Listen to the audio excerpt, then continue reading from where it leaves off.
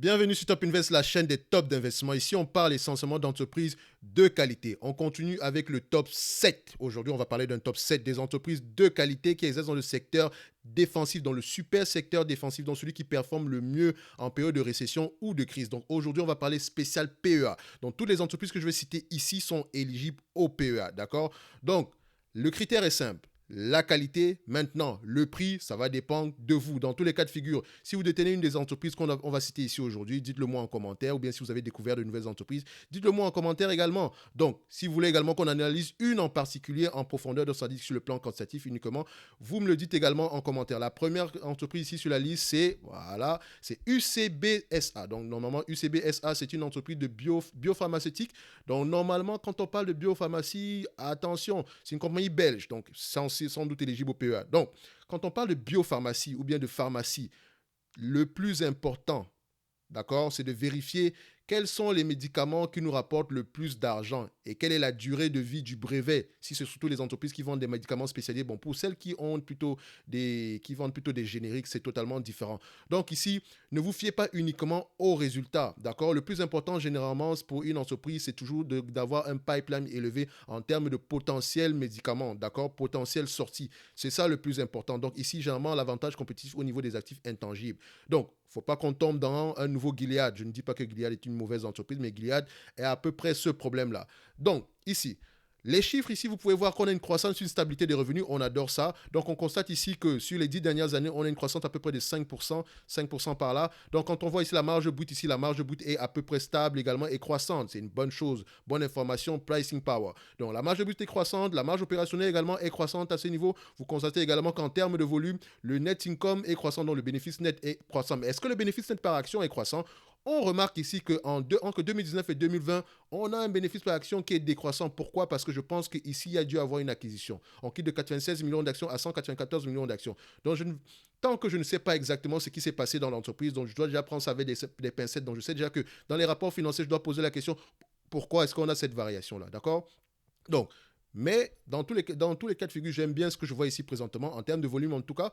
Mais pour le nombre d'actions, on va se dire attention. Donc, mais je pense qu'il y a une bonne raison pour ça. Également, vous pouvez constater ici que le dividende est croissant année après année. Ça fait combien de temps qu'on verse ce dividende-là? Ça fait à peu près 10 ans qu'on verse le dividende. En moyenne, dans ce secteur d'activité, ça fait à peu près 13, c'est à peu près une moyenne de 13 ans.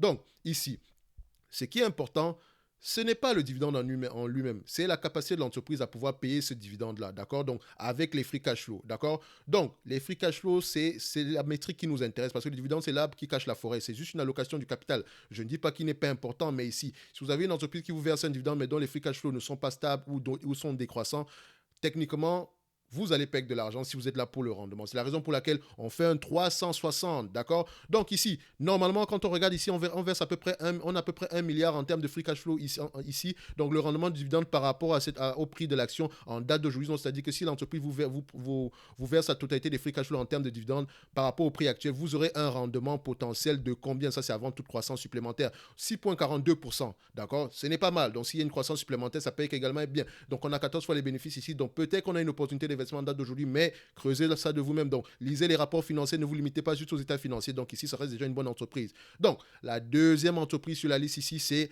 Ahold Delhaize. J'espère que je l'ai bien lu parce que ici, ça, je ne sais pas comment on prononce ça ici. Donc, je pense que c'est, même pas que je pense, c'est une entreprise belge et en même temps, enfin, c'est une entreprise belge et hollandaise au même moment. Donc, c'est une entreprise qui exerce dans le secteur de la grande distribution, donc généralement en Belgique et en Hollande, sans doute également dans d'autres pays européens. Mais vous pouvez constater ici que c'est un secteur, généralement, en période de récession, vous aurez toujours besoin d'aller faire les courses pour manger, pour boire, pour acheter des produits de grande consommation. Donc ici, vous allez constater que les revenus sont à peu près stables et croissants dans le temps. Donc, on voit ici une croissance des revenus sur les 10 dernières années ici. On a à peu près 9,58% de croissance.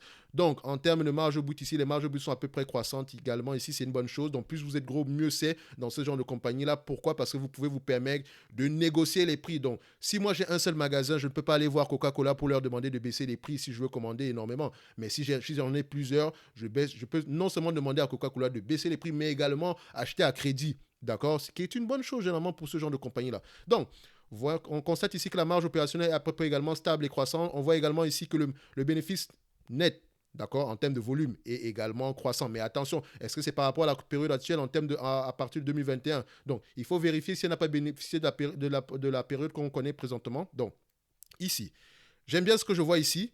En termes de free cash flow, oh, ça, on va le prendre avec des pincettes ici parce que je pense que les free cash flow ici sur ce logiciel-ci ne prennent pas en considération la dépense en capital ici. Donc, on va juste revenir ici en arrière. Voilà, ça va juste faire ça. Clic, on a validé, boum, on arrive là. Donc, oui, je pense que voilà, il y a une métrique ici qui devrait être plutôt à ce niveau-ci. C'est la raison pour laquelle on a plutôt un free cash flow qui est assez élevé. Ça n'a pas de sens. Donc, ici, normalement, ça ne me dérange pas de voir ça ici. Donc, je pense que c'est une entreprise à peu près qui a des free cash flow à peu près équivalents à ses bénéfices net ici. Faites attention à la métrique qu'on appelle same store sale. Pour les magasins ici, pour les magasins de grande distribution comme pour les restaurants, c'est le same store sale ou bien pour les magasins, ceux qui vendent des vêtements. Le same store sale est très important, d'accord? Donc, ce sont les ventes combinées, enfin, ce sont les ventes d'un magasin sur une période déterminée, d'accord? Donc, généralement, ici, on les compare, si le same store sale, on les compare trimestre après trimestre sur les mêmes magasins, d'accord? Donc, si le volume augmente sur le même magasin, trimestre après trimestre, ça veut dire que le volume de vente, ça veut dire que voilà, la rentabilité, c'est pas qu'elle est très élevée, mais ça donne un bon indicateur de la qualité même de ce magasin-là, d'accord? Donc, parce que ces entreprises, il suffit juste qu'ils ouvrent énormément de magasins pour générer de la croissance. Mais or, tous les magasins ne se valent pas. D'accord? Il y en a certains qui performent moins bien que les autres. C'est pour ça qu'on doit uniquement préserver les magasins qui performent le mieux ou bien qui performent au niveau de la moyenne. D'accord? Donc, ici, comme vous pouvez constater, ici, on a des free cash flows aux alentours de, je vais dire ici, je vais être gentil, on va dire à peu près aux alentours de 2 milliards par là. Donc, si on prend 2 milliards par rapport à la capitalisation boursière en dette d'aujourd'hui, donc je vais juste mettre ça ici, à Deleuze, on va mettre ici bourse, voilà, boum, voilà, on est arrivé. Donc, si on prend par rapport à la capitalisation boursière, ici, on divise ici par le revenu, par la capitalisation boursière ici de 26 milliards 79, ça donne à peu près ici un rendement ici aux actionnaires, ce qui nous intéresse, d'accord, de 7,46%. Ce n'est pas le dividende. D'accord? Ça, c'est le rendement des free cash flow. C'est ça qui nous intéresse parce que ce qui veut dire que le 3,114% ici, là, si on achète au prix actuel et que ça ne bouge plus, on n'aura pas plus de 7,46%, ce qui n'est pas mal. D'accord? Donc, peut-être qu'on a une opportunité d'investissement dans cette entreprise également. Donc, n'hésitez pas à aller également voir ça ici. Donc, c'est une entreprise ici qui paie un dividende ici depuis combien de temps? On va le regarder ici. Donc, on prend, je vais sur Seeking Alpha, boum, je colle mon information ici et je clique sur celui qui se termine par ADRY ici. On va voir Dividend History, ça fait 7 ans qu'il paie un dividende. En moyenne, dans ce secteur-là, c'est 14 ans. Mais une entreprise a ses raisons, d'accord? Peut-être qu'elle a payé un dividende par le passé. Elle a peut-être fait une année sans payer le dividende, mais il faut toujours aller vérifier cela parce que quand moi je regarde ici, je vois un dividende à peu près sur les 7, ça fait 10 ans ici. C'est vrai que le dividende est à peu près décroissant sur cette période-ci, mais c'est peut-être avec une raison particulière, d'accord? Donc faites très attention. Donc le prix actuel, on pourrait peut-être avoir une opportunité d'investissement. Donc maintenant, on va sur la troisième entreprise qui est Enel. Donc Enel ici, c'est une entreprise, c'est un utility. Donc généralement, ils exercent dans le secteur de l'électricité en Italie. D'accord? C'est un producteur d'énergie électrique en Italie. OK. Pour ces entreprises ici, faites attention à la régulation. Je dis bien à la régulation. Vérifiez bien si le prix, d'accord, de l'électricité est adossé à l'inflation. C'est très important parce que le gouvernement a un énorme poids sur ce genre d'entreprise-là, dans le sens où c'est le gouvernement qui fixe le prix. Cette entreprise c'est un price taker. Donc son problème maintenant, c'est de pouvoir gérer les coûts. Bon, pas à n'importe quel prix, généralement c'est un price taker normalement par rapport au prix de ces infrastructures. Donc c'est un arrangement entre eux là-bas, d'accord? Parce que l'électricité, si c'est trop cher, c'est dangereux. D'accord? Si c'est pas trop cher, mais que l'entreprise n'est pas rentable également, c'est dangereux parce que ça voudrait dire qu'elle n'aura pas énormément d'argent pour investir. Donc, faites attention. Donc ici, quand on regarde ce genre de compagnie ici, on va directement ici, je veux voir une compagnie donc si vous avez une compagnie électrique qui ne dégage pas des free cash flow au moins depuis une dizaine d'années, enlevez-la de vos portefeuilles. Je veux voir des free cash flow dans ce genre d'entreprise. Donc oui, sur les 12 derniers mois ici, on a des free cash flow à peu près négatifs, mais ça peut avoir une raison particulière. Vous constatez ici qu'on a investi près de 12 milliards dernièrement, alors que nos dépenses en capital par rapport aux revenus sont généralement de l'ordre de 11 à 10% par là, alors qu'on a dépensé près de 15 milliards ici à cette période. Donc, il faut vérifier les rapports financiers. Pourquoi est-ce qu'on a cette variation? Je pense qu'elle est plutôt temporaire. Donc ici, on constate que le revenu est très, très, très élevé en 2021. Pourquoi? Est-ce que c'est par rapport à la période actuelle où les coûts de l'énergie sont adossés à l'inflation des matières premières? Attention, il faut vérifier cela. Donc ici, au niveau ici de la marge nette de marge brute, c'est normal pour une compagnie d'électricité. La marge brute est généralement stable ou croissante. Si vous voyez une marge brute décroissante, posez-vous les bonnes questions. La marge opérationnelle également doit suivre la même tendance. Si on a une marge brute qui est croissante alors qu'on a une marge brute opérationnelle qui est décroissante, ça n'a pas de sens, d'accord? Donc ici, nous voyons que la marge opérationnelle ici est à peu près croissante. Nous voyons ici que en termes de volume, le bénéfice net par action est aux alentours de, voilà, pas le bénéfice net en termes de volume est aux alentours de, en moyenne, c'est 3 milliards par là, on va être gentil. Donc 3 milliards, 2 milliards 500 par là, ils oscillent entre 2 milliards 500 et 3 milliards. Donc on va se dire ici, voilà, on va être gentil, on va mettre 2 milliards 500 parce que la période actuelle, ça peut être une période exceptionnelle pour l'entreprise. Donc ici, l'entreprise reverse à peu près 35 centimes d'euros par action. Donc, techniquement, elle verse la majorité de ses free cash, de ses bénéfices nets par action en dividendes. Est-ce que c'est durable? Est-ce que c'est durable? C'est la question qu'il faut se poser parce que quand on va regarder ici en termes de rendement en date d'aujourd'hui, on a un rendement à peu près de 6,84%. D'accord? Je n'ai même pas besoin d'aller calculer ça rapidement ici pour voir par rapport au free cash flow. Je prends juste le 100 ici parce que quand je vois une entreprise s'échange à 17 fois les bénéfices ou bien 17,26 fois les bénéfices, ça sous-entend déjà un rendement de à peu près 6% par là. Voilà, à peu près 5,79, donc 6%. Donc techniquement, sachez que le PER, c'est un rendement. Attention. Et également, ce rendement-là doit être mis à côté du niveau d'endettement de l'entreprise. Toutes les entreprises ne se valent pas. Même si elles ont des PER différents, si elles font la même chose, elles ont les mêmes marges et qu'elles ont un niveau d'endettement différent, c'est dangereux. Donc ici, on constate qu'on a à peu près 17 fois les bénéfices ici, 6,84% en termes de rendement ici. Je pense que le rendement ici est très, très élevé. Le rendement dividende est très, très élevé. Je ne sais pas. Peut-être que maintenant, l'entreprise est devenue à peu près très, très rentable. C'est la raison pour laquelle elle se permet de payer un dividende élevé ici. Donc, le dividende ici est versé depuis 11 ans. D'accord? J'espère que c'est plus. Ça fait 4 ans qu'il est croissant, mais ce n'est pas ça qui nous intéresse. Nous, ce qui nous intéresse ici, c'est la croissance et des free cash flow. Croissance ou stabilité des free cash flow. Donc, on constate ici que les free cash flow sont à peu près stables ici, mais elle se permet de verser un dividende à peu près très élevé. Est-ce que ça veut dire qu'on a une opportunité d'achat ou bien on devrait acheter cette entreprise uniquement par rapport au dividende? On verse près de 5 milliards pour le dividende. Moi, je vous dirais, si cette entreprise vous intéresse, demandez une décote supplémentaire par rapport au prix actuel parce que je ne suis pas à l'aise avec ce dividende. Je ne suis pas à l'aise avec ce dividende. Je ne dis pas que l'entreprise n'est pas bonne, mais si vous investissez par rapport au dividende, attendez-vous à ce qu'on le découpe. Je ne dis pas que le prix actuel n'est pas bon en même temps, d'accord? Mais si vous investissez par rapport au dividende et qu'on a une réduction de dividende ici pour X ou Y raison, attendez-vous à ce que le prix de l'action chute parce que généralement, il n'y a que des gens qui réfléchissent en termes de rendement. Quand on coupe le dividende, ils ne se posent même pas la question de savoir si c'est une bonne chose de couper le dividende aujourd'hui, d'accord? Parce que le plus important quand vous investissez dans une compagnie qui verse des dividendes, c'est la pérennité de l'entreprise, pas même la pérennité du dividende. Parce que si l'entreprise est en difficulté temporairement et que c'est nécessaire de couper le dividende pour pouvoir survivre, d'accord, pour pouvoir faire peut-être une dépense à court terme qui nous permettrait d'avoir des rendements plus élevés dans le futur, mais faites-le. Donc, il faut avoir une vision 360, d'accord? La régulation est très importante, allez lire les rapports financiers. Ça, c'est la deuxième entreprise. Donc, pour les chiffres, j'aime bien ce que je vois ici, d'accord? Donc, maintenant, on passe ici à on est à combien? On est à 4 entreprises. OK.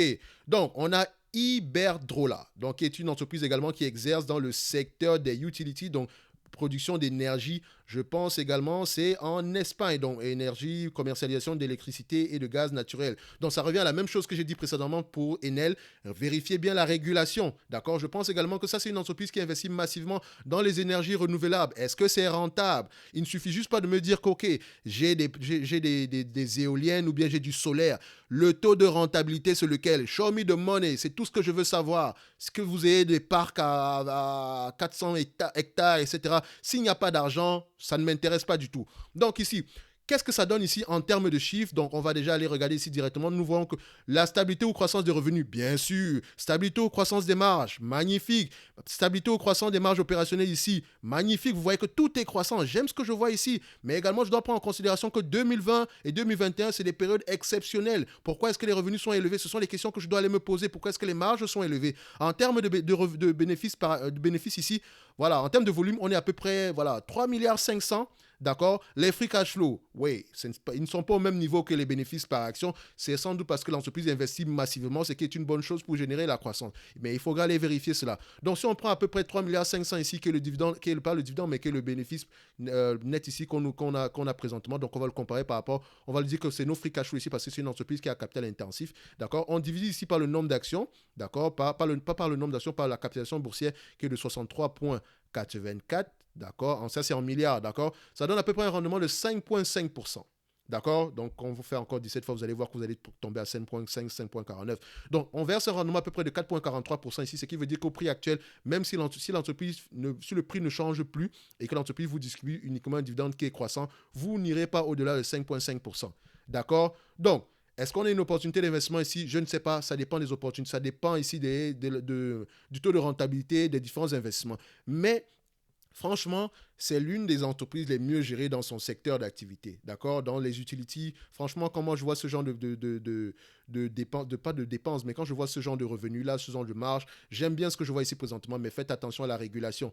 Donc ici, quand je constate ici, comme je vérifie ici que c'est une entreprise voilà, qui investit au même moment, donc c'est une bonne chose pour pouvoir maintenir la croissance au moins. Donc, j'aime bien ce que je vois ici. D'accord? Le rendement actuel, il est safe. D'accord, 4,43%. Maintenant, on pourrait demander une décote supplémentaire si on veut faire l'acquisition de l'entreprise. Je vous ai dit que c'est le secteur défensif. Regardez comment ce secteur-là performe en période de récession. Ça ne veut pas dire qu'en période de récession, l'entreprise, le prix de l'action ne va pas chuter parce qu'on fait la différence entre la valeur et le prix. Si la valeur d'une entreprise, d'accord, est inférieure au prix de l'action en date d'aujourd'hui, laissez-moi vous dire qu'il y aura à coup sûr et certain, il y aura une chute.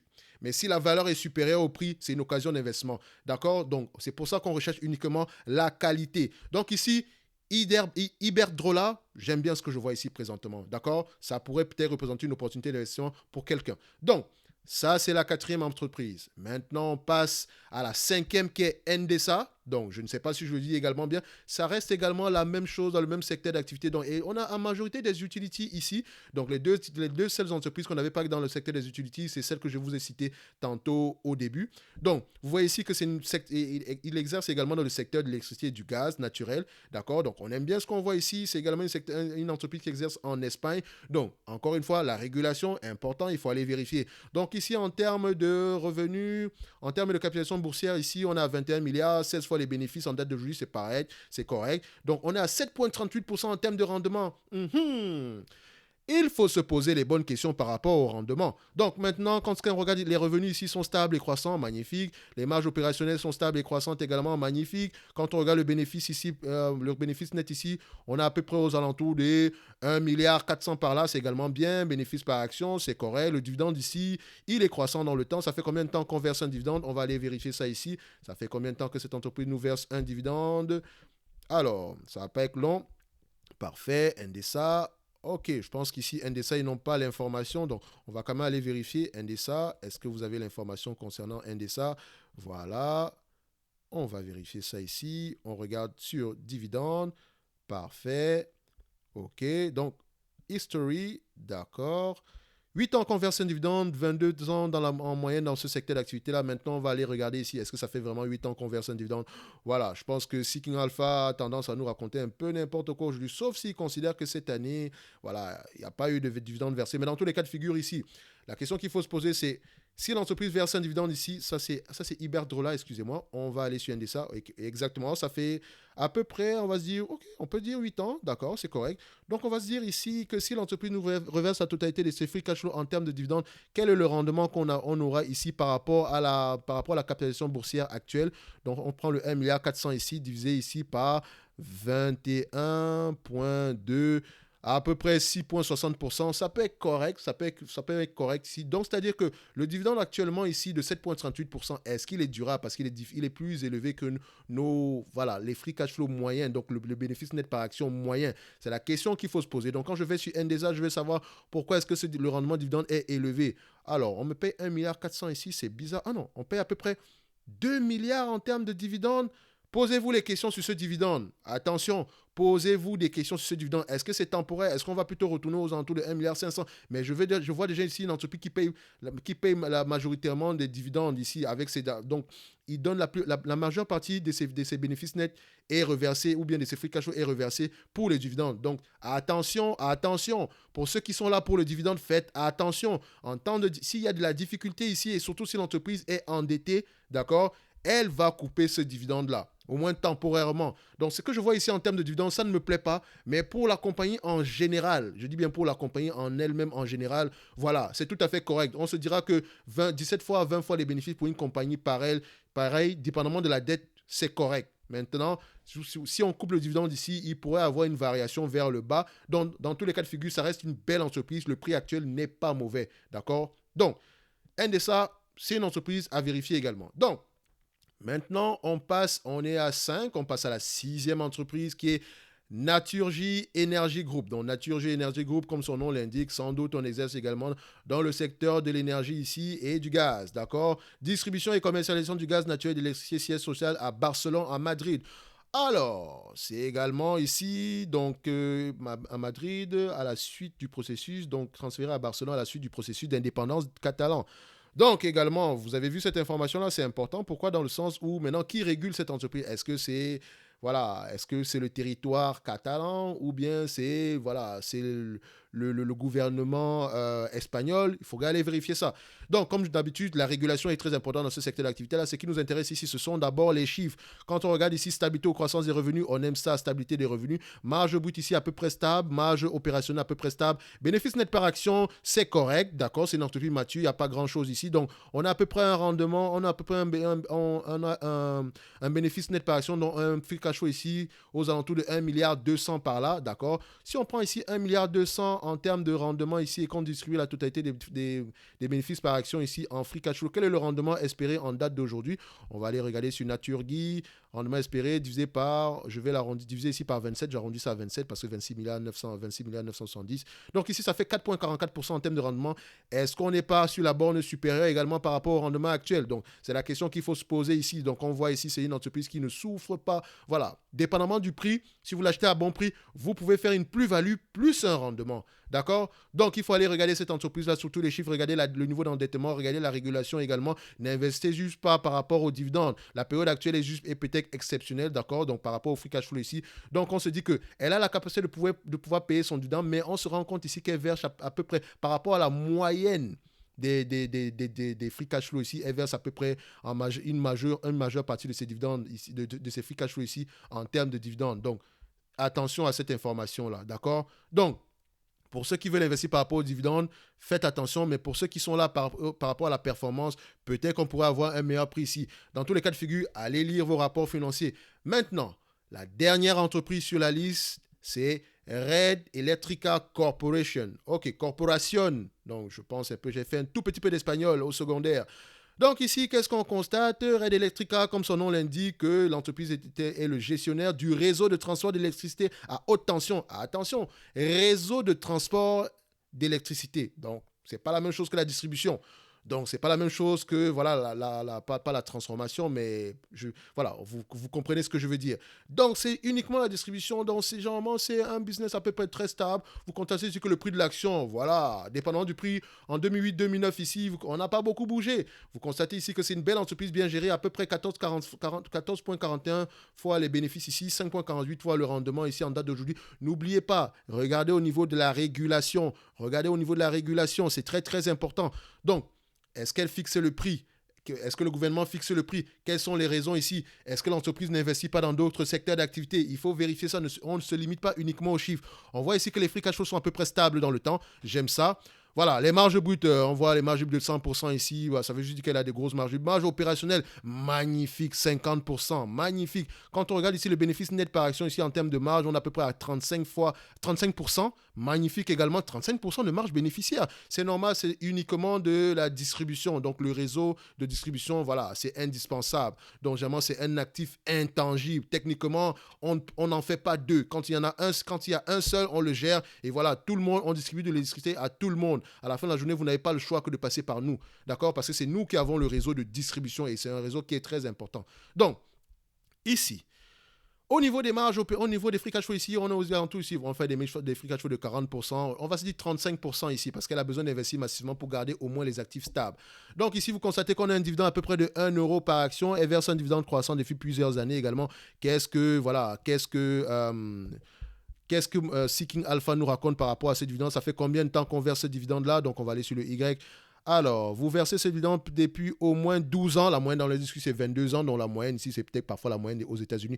Donc, 12 ans, c'est pas mal non plus. C'est correct ce que je vois ici parfois. Donc, je vois ici que le dividende ici par action est à combien? On a un dividende ici par action aux alentours des 1 euro par là. OK, vous savez que nous, c'est par rapport au free cash flow qu'on réfléchit. Donc, techniquement, par rapport à la moyenne de revenus, ici, on a à peu près des free cash flow à moins de 700 millions. Donc, 700 millions ici, ça fait ici 0,7. J'avais également vérifié ici qu'on a à peu près un 10 milliards en termes de capitalisation boursière ici, là, 10 milliards. Donc, je vais arrondir à 10 milliards. Hein. Je ne vais pas faire 10 milliards 13. Donc, bon, pour ceux qui aiment la précision, 10 milliards 13 ici, si vous voulez. Ça fait ici 6,9% en termes de rendement aux actionnaires, donc rendement des free cash flow. On verse un dividende aux alentours de 5,48%. Donc, le dividende ici, il est safe. Donc, la différence entre les deux ici vous donne à peu près le payout ratio. Donc, maintenant, ça dépend également du niveau d'endettement de l'entreprise. Donc, ici, si vous achetez cette entreprise à bon prix, d'accord, vous aurez un rendement élevé. Techniquement, je ne dirais pas que le prix actuel n'est pas mauvais, mais ça dépend de la sensibilité de tout un chacun. Nous, ici, à Top Invest, on cherche généralement un rendement potentiel aux actionnaires de 10%. Je ne parle pas de rendement du dividende, je parle du rendement du free cash flow. D'accord? Donc, on a cité 7 entreprises ici. Parmi les 7 entreprises qu'on a citées ici, dites-moi si vous avez découvert de nouvelles entreprises, dites-moi si vous possédez certaines entreprises ici, et dites-moi également laquelle vous voulez qu'on analyse en profondeur sur le plan quantitatif. Je pense que j'ai un peu fait cet exercice-là ici, à la volée, d'accord? Donc, voilà. C'est tout ce que j'avais à dire ici aujourd'hui. Si cette vidéo vous a plu, likez la vidéo s'il vous plaît. C'est très important pour l'algorithme, s'il vous plaît. Et également, tout ce que j'ai dit ici, je l'ai mis dans la playlist de la chaîne ici. D'accord? Si vous allez sur la playlist ici, vous allez trouver la playlist qui concerne le top 5 des entreprises dans le secteur défensif ici. Et pour le top 5 en solde dans la qualité également, nous l'avons ici. Et si vous voulez aller plus loin, n'hésitez pas à nous rejoindre ici sur la chaîne. Donc, on a l'onglet sponsor qui veut dire merci, soutenir le travail actuel. L'onglet investisseur qui veut dire OK, vous avez le droit de demander à peu près une entreprise vous avez le droit de me demander d'analyser une entreprise ici. D'accord, je le fais généralement sur 72 heures. Et également, ça coûte 5 $ par mois. C'est pour me soutenir. 5 $, 5 €, dépendamment de la région où vous serez. Et l'onglet partenaire, je vous réserve la crème de la crème en termes d'opportunités d'investissement. Donc, si j'ai une opportunité présentement d'investissement sur une entreprise extraordinaire, je vais vous la présenter en avant-première ou bien uniquement à vous. Donc, ça ne veut pas dire que je ne vais pas continuer à le faire sur la chaîne, mais si j'ai 10 entreprises et que parmi les 10, je constate qu'il y en a une qui est meilleure que les autres, c'est à vous que je vais vous présenter ça dans l'onglet partenaire. 15 $, 15 €, c'est rien du tout. Ça peut me permettre, ici, je ne dis pas, ça dépend de tout un chacun, c'est pour me permettre ici de pouvoir être le plus indépendant possible, d'améliorer peut-être ici le matériel, peut-être faire des vidéos en visu un jour, parce que vous ne voyez pas mon visage, mais à la fin de la journée, c'est juste parce qu'il n'y a pas de caméra, c'est tout. Donc, les caméras, ça coûte cher, d'accord? Donc, un ordinateur, ça coûte cher pour pouvoir produire également du live. Donc, j'aimerais faire du live également. J'aime bien ça, bavarder avec vous. Vous constatez que les vidéos sont souvent un tout petit peu très longues, mais c'est parce que je parle beaucoup. J'ai beaucoup de choses à dire. Je ne connais pas tout, mais j'aime parler de bourse. J'aime parler des marchés financiers. J'aime ça, j'aime apprendre. Donc, d'ici là, on se donne rendez-vous sur la prochaine vidéo et j'espère que tu as mis ton like sur la vidéo. Merci.